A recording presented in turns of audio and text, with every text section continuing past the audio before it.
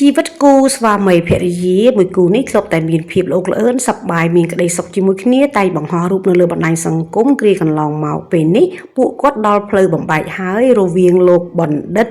ឆាតសុឆេតរដ្ឋលេខាធិការនិងជាអ្នកនាំពាក្យក្រសួងធម្មការនិងសាសនាជាមួយនឹងអុកញ៉ាតៃវ៉ាវ៉ាន់ថន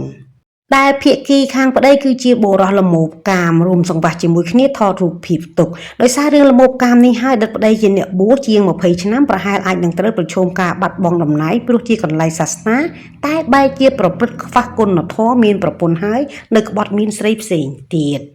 កាលពីយប់ម្សិលមិញលោកជំទាវអុកញ៉ាតៃវ៉ាវ៉ាន់ថនបានសរសេរបង្ហោះសារយ៉ាងវែងអន្លាយរៀបរាប់ពីការបែកបាក់រវាងគាត់និងស្វាមី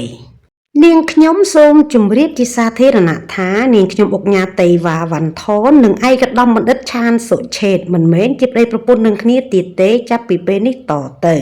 ហើយបើថ្ងៃក្រោយឯកឧត្តមបណ្ឌិតឆានសុឆេតមានពាក្យព័ន្ធអ្វីឬរឿងអ្វីសូមតាក់ទងឯកឧត្តមបណ្ឌិតផ្ទាល់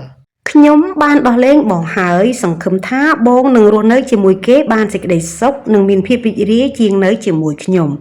ប៉ុន្តែអ្វីដែលធ្វើឲ្យខ្ញុំស្រក់ទឹកភ្នែកមិនមែនខ្ញុំស្ដាយបងទេតែខ្ញុំខកចិត្តខ្លាំងស្ដាយពេលវេលាស្ដាយទឹកចិត្តស្ដាយអនុស្សាវរីយ៍ដែលខំធ្វើដោយចិត្តបរិសុទ្ធប៉ុន្តែបងវិញបងសំដែងខ្ញុំសរសើរបងណាស់បងពូកែសំដែងទាំងទឹកមុខពាក្យសម្ដីកាយវិការមើលទៅរស់រវើកស័ក្តិសមឥតខ្ចោះខ្ញុំសង្វេគណាស់បង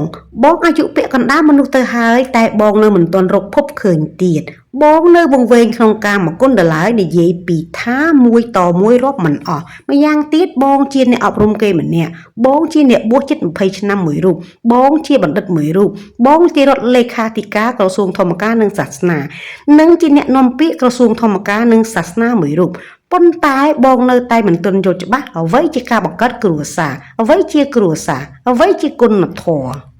អ្វីជាសិលធម៌នៅឡើយទេណាប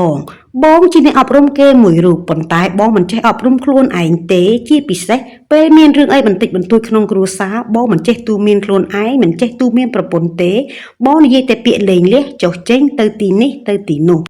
ឥឡូវខ្ញុំដោះលែងបងហើយខ្ញុំអត់ដើរថយក្រោយដែរបេះដូងខ្ញុំក៏ប្រេះស្រាំជាចំណែកអស់ហើយមិនទាន់ជាសះស្បើយដល់ឡើយទេនៅរឿងមួយទៀតខ្ញុំមិនទាន់ប្តឹងទេបើបងដឹងខុសខ្ញុំមិនប្តឹងទៀតទេពីព្រោះខ្ញុំនៅយល់ថាបងធ្លាប់ជាប្តីខ្ញុំហើយរឿងហ្នឹងមានតែបងទេដែលដឹងហើយរឿងស្រីរបស់បងទាំងប៉ុន្មានបើខ្ញុំគ្មានគុណធម៌អត់យកចិត្តបណ្ដាក់ក្នុងខ្លួនទេមិនដឹងយ៉ាងណាយ៉ាងណីទេមកទល់នឹងពេលនេះ